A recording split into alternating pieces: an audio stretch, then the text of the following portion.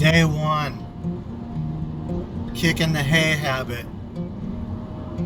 getting rid of the feed bill.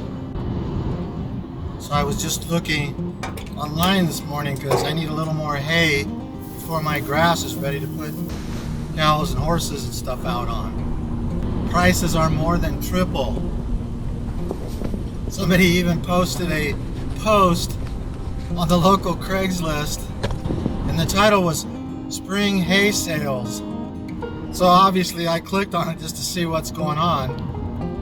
You know, thinking, well, maybe the prices are starting to come down. And all it said was, all you people who are charging triple for hay are pure evil. So I've already been thinking of this, and I was going to wait to make a video until I did some of it. It's called Regenerative Agriculture, my friends. Gabe Brown, Jim Garish, Greg Judy, several other people, which I'll mention as we go. So, but I thought, well, I'll document the journey. So today, I am going to look at an old grain drill for planting seed. The farmers plant seeds in their nice harrowed fields, plowed harrowed fields. But you don't have to plow or harrow the field. You can plant no-till, and you can buy fancy new no-till drills, but you can pay $10,000 or $20,000 for them, or even a used one, you know, $5,000 to $10,000 probably. And there's ways to plant without a drill, of course, but you don't get as much seed to soil contact, and so you don't get as much germination, you know. And if it's laying bare on top of the soil and the sun's out and the birds will eat it or whatever, you know, that kind of thing. I ran across a guy, Gabe Brown, who I already mentioned. And what caught my attention from this guy is he feeds, it's either 500 or 1,500, I don't remember, head of cattle through winter with no hay, no inputs in North Dakota. If any of you have ever seen the pictures of the snows they get in North Dakota. So, and I saw a video of him, of his cattle out in the middle of a snowstorm grazing. Usually when people hear that we're in North Dakota, they think we're up on the tundra with muskox. This actually is not a herd of muskox. This is 300 plus of our cow-calf pairs grazing cover crops at 40 degrees below zero. If that doesn't get your attention, folks, nothing I say here will, so you might as well just click off the video and go about your business. But that certainly got my attention. I've been doing the Greg Judy rotational grazing, and that improved my pastures and made my grass go a lot longer. But I didn't think I had enough land to do the winter grazing stockpile like Greg does. But I'm in Idaho, which is way farther north than Greg, who is in Missouri. So I let that keep me and thought, well, I'm just going to have to buy hay through the winter. But after reading Gabe Brown's book, it's like I can feed all these animals through winter on the ground that I have. So we're on about 14 acres, approximately about 10 to 12 in pasture, and I'm running 4 heifers with 2 calves, and I'm waiting on a 3rd calf. We have 2 horses, and I'm up to 7 goats now. Goats are more for weed control, but they'll eat grass and that sort of thing too. But 7 goats probably equals about 1 standard cow. And I have gone to Murray Grey cattle, which are a medium-sized cow. They're much more efficient on grass. They don't eat as much. I could probably actually run more now with those cattle than I was with standard cows.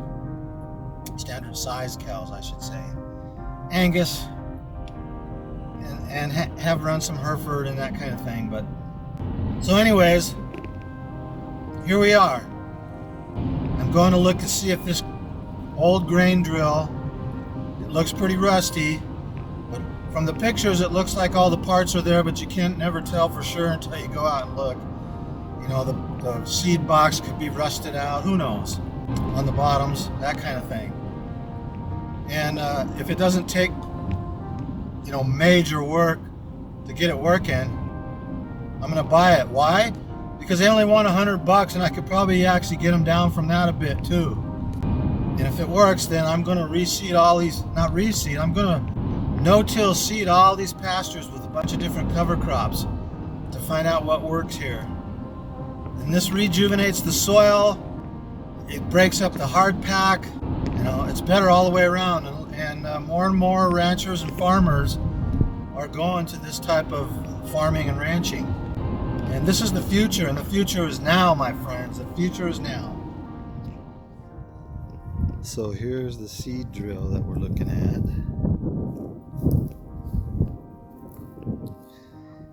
I think it's a little more of a project than I want.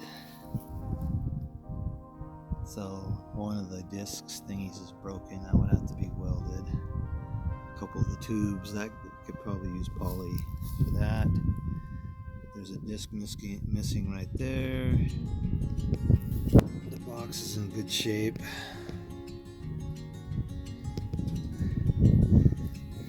Looks like it might be a case box put on top of an old John Deere. Huh, puppy? How are you?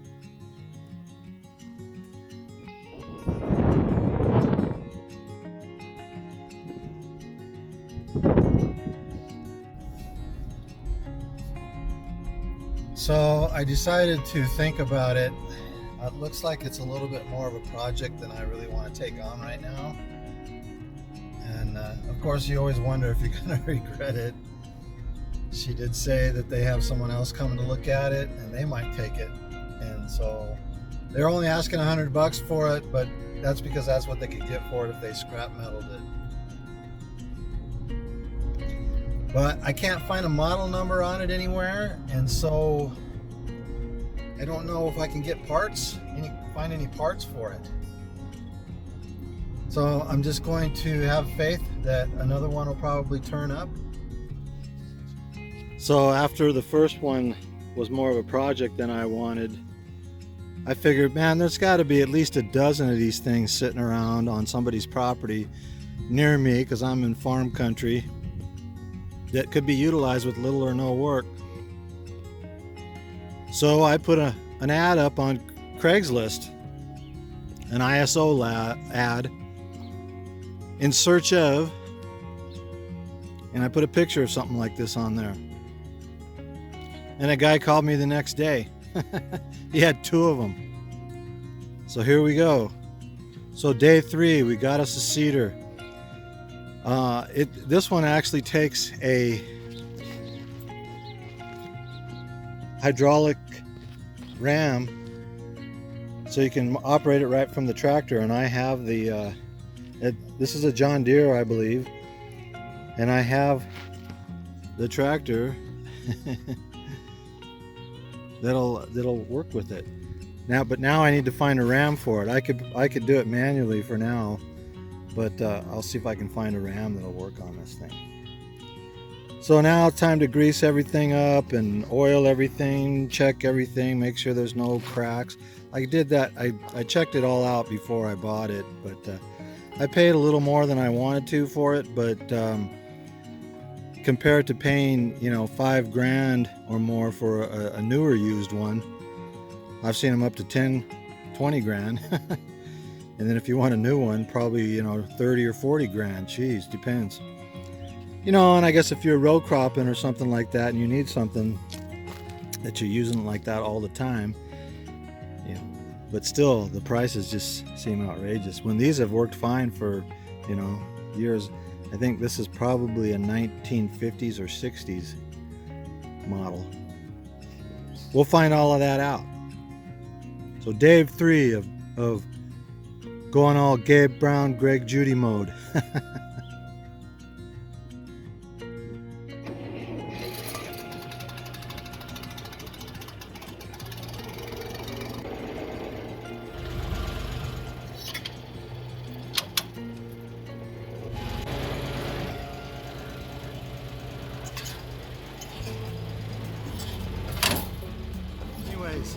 So we're ready to get some seed. I might go get some today, maybe Monday. I found a place locally. I found a good place online, but the cost of shipping nowadays was as much or more than the seed itself. So we got the seed drill ready to go. I just need to test it out, and then we'll go from there. And I'll do another video on our progress and so on. I've also got like over 100 chickens. Probably 50 to 75 of them are meat chickens. Some of them are dual purpose birds to see how they work out, that kind of thing. So I got a lot of stuff going, but we're ready to go with that. I've also got Muscovy ducks, which are supposed to be the kings of insect control, which we need here. We have a mosquito problem because we're close to the river. We've got a high water table, that sort of thing. Anyways, folks, we're on this regenerative agriculture journey, and I just showed you where I'm at so far. And I want to say a couple things about the naysayers. Folks, ignore them. There's always a symphony of people that'll tell you it can't be done. And I use that as motivation to prove them wrong and to get things done. And I guess I'm sort of a rebel of sorts. I've always, whenever somebody tells me I can't do something, my mindset is always, oh yeah? I'll figure out how to get it done. Always expect naysayers on stuff like this that's not conventional. And sure enough, they have come out of the woodwork to tell me it can't be done here.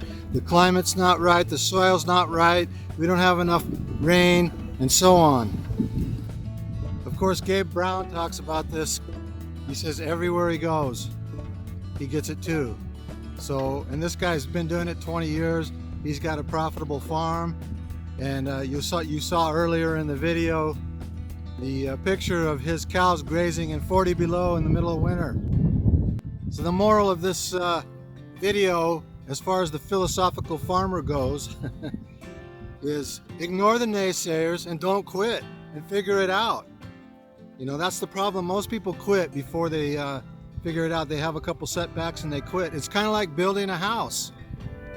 I used to be in the construction trades, and if you build a house, nothing ever goes according to plan completely. Do you quit building the house after a few setbacks? No, you adjust and keep moving forward until you get a nice house to live in. Folks, perseverance is always the key to success. It's the difference between success and failure. There is no failure, there's only quitting. Some people might disagree with that, but if you quit, you'll never get it done. The thing to do is to adjust and move forward.